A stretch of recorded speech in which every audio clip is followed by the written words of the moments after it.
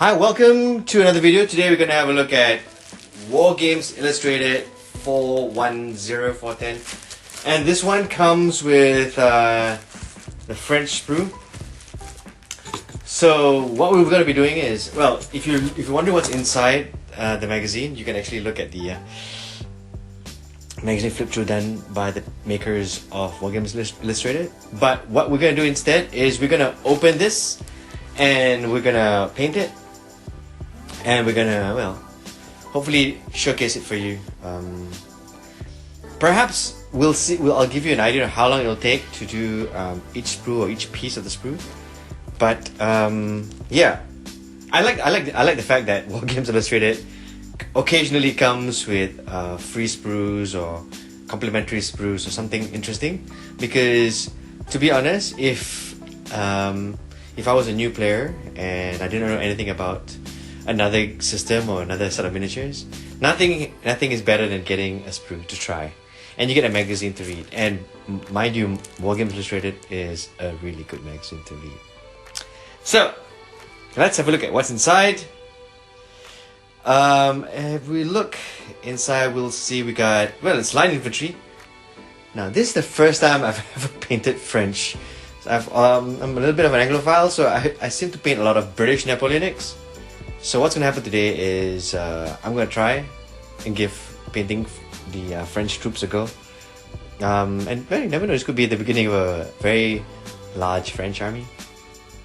I think the big plus about painting the French for me is, well, one thing, it's new, and the other thing is, if you have a French army, you generally have an army that anybody can play with, you know. So for me, at least, because I've got a star, folks can bring their miniatures down and play against me, you know, so that works. Of course, if I'm doing a mirror match, you know, where it's French against French, well, that could happen as well.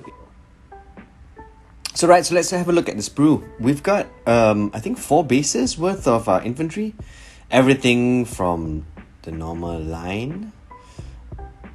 Well, we got standard bearer as well.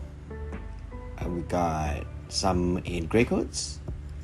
We have, let's turn this around a little bit. We have some artillery. We have some voltigeurs.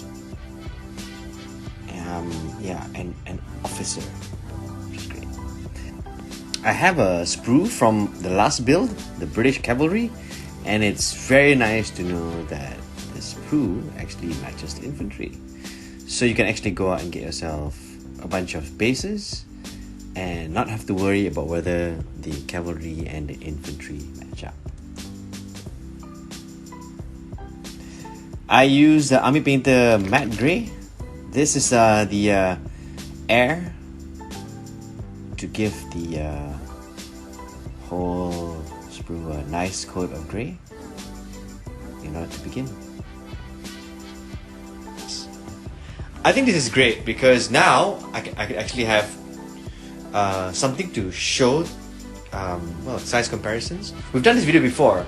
It took a while before we got this copy in, but now that we have this copy and we're gonna get down to painting it, I'll compare these miniatures to other miniatures of the same size, perhaps even looking at maybe some 15mm, maybe some 6mm, just to give you an idea on the size differences. It either could be this video, but I think chances are it'll probably be the next video. In this video, we'll just show you how to show what's inside, and we'll show you how to paint the figures. Well, you probably know how to paint the figures, but we'll probably give the figures a coat of paint. Yeah, just to give you a showcase. Yeah, so after giving a coat of paint, this is what they look like. First off, these are the voltigeurs. Now, according to Warlord Games, if you look at all the pictures of the voltigeurs or the light infantry in open formation, you'd see them 4, sometimes 6 to a base. So what I did was I went with 2 to a base, a little bit more sparse, and I managed to get 4 bases worth of voltigeurs out of this. It was great because I've got a sample sprue from WI, and you know, getting 4 is much better than having, well, 2 sprues of voltigeurs in open. The sculpts are very nice. They're very dynamic, And they come in both grey coat and regular line infantry, which is great. This is the artillery piece. I like the artillery piece. The actions of the figures on the piece is also really nice. It's got a nice narrative to it. Yeah, it looks good. It's good. It's a good figure. Here's the line infantry with eagle. Now, if I haven't put the flag on yet, but I suppose when I finally get the flags, I'll put them all on. These are the normal line infantry. I've decided to give them all a unified look, so you know, I went with parade ground. Everything's clean and neat.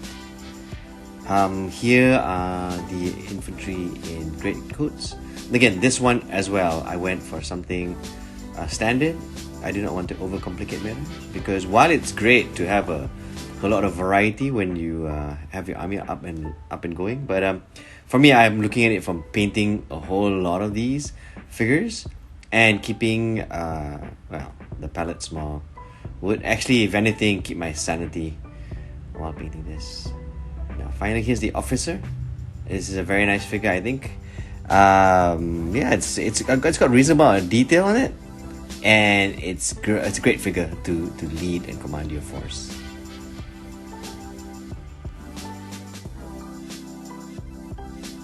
So that's pretty much it. I hope you enjoyed the video. If you like and subscribe as per usual, and I'll see you in the next one.